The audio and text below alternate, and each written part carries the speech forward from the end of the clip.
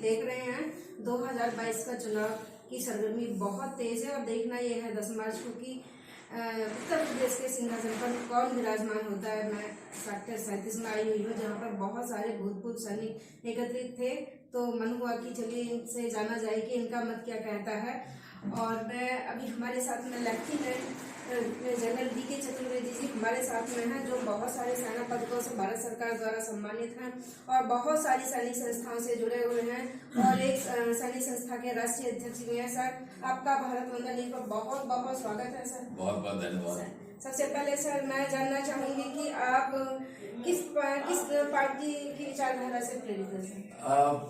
मैं यही कहूंगा कि जो भी पार्टी, जो भी जनप्रतिनिधि हमारी देश की सेवा के लिए, राष्ट्र के सम्मान के लिए, राष्ट्र की जो एक गर्व है और गौरव है उसके लिए काम करेगा, हम उसको सपोर्ट करेंगे। जी, तो सर आने वाली सरकारों से आप जैसे कि सैनिक है तो भूतपूर्व सैनिकों के लिए क्या आशाएं रखते हैं? मैं पूर्व सैनिकों से केवल यही आशा रखता हूं, क्योंकि मुझे पूरा विश्वास है कि पूर्व सैनिक जैसा सैनिक जीवन के समय में देश के प्रति टोटल समर्पण भाव से जिन्होंने काम किया है, देश के लिए सर्वोच्च बलिदान करने में कभी पीछे नहीं हटे हैं, उसी भावना से पूर्व सैनिक भी देश के लिए काम करते हैं, समाज के लिए काम करते हैं, अपने आपस में गांव पड़ोस में एक सौहार्द का वातावरण क्रिएट करते हैं और यही क्रिएट करना चाहिए। और जब देश को कहीं भी जरूरत पड़े, जैसे कोरोना के समय में हम सबको देश पे एक विपदा आई थी, उस समय हमारे पूर्व सैनिकों ने बहुत अच्छा काम किया।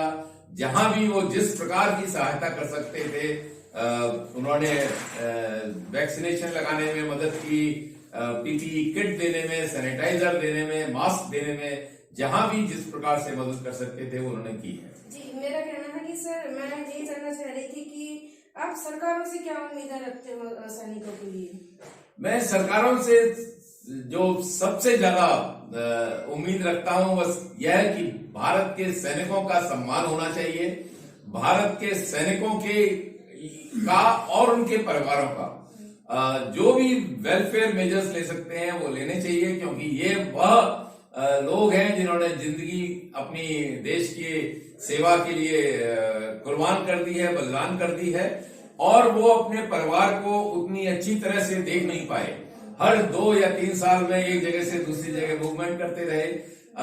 आपको आश्चर्य होगा कि एक सैनिक अपने पूरे जीवन में मुश्किल से 30 से 40% अपनी परिवार के साथ रह सकता है, बाकी वो अकेला जीवन व्यतीत करता है, देश की सेवा में, सीमाओं की रक्षा के लिए अपना सारा जीवन लगा देता है।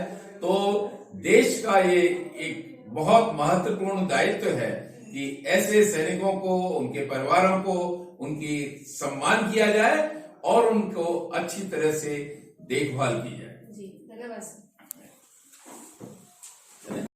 तो खाने का ऑफिसर हूँ और लास्ट अपॉइंटमेंट मेरा director general man power planning and personal services army headquarter में था। आज यहाँ के द्वारा रिकॉग्नाइज की गई हुई बहुत खुशी हुई यहाँ आकर और आप सबके विचार सुनकर। 2 बातें जरूर मैं कहूंगा।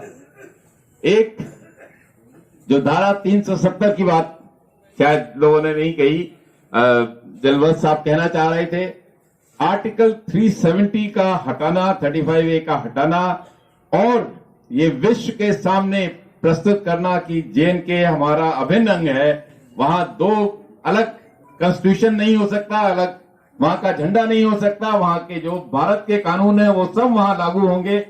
ऐसा काम करने का अगर साहस किसी ने दिखाया है तो हमारे प्रधानमंत्री मोदी जी ने दिखाया है, और इसके लिए बहुत मैं समझता हूं अच्छे जो सर गवर्नर ने इसको टरकाने की बात की, लेकिन यहां एक ऐसे साहसी नेतृत्व था जिसने इसको करके दिखाया।